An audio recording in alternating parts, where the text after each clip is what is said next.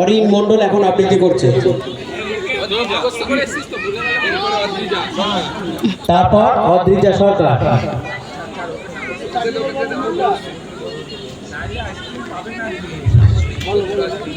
বলো। নমস্কার, আমি কবি রবীন্দ্রনাথ ঠাকুরের একটা কবিতা শোনাবো।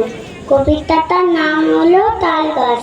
তাল গাছ এক পায়ে দাঁড়িয়ে সব গাছ ছাড়িয়ে, উঁকি মার আকাশে নেশাদ কালো মেঘ উড়ে যায়, একদমই উড়ে যায় কোথা ভাবে বাকাশে।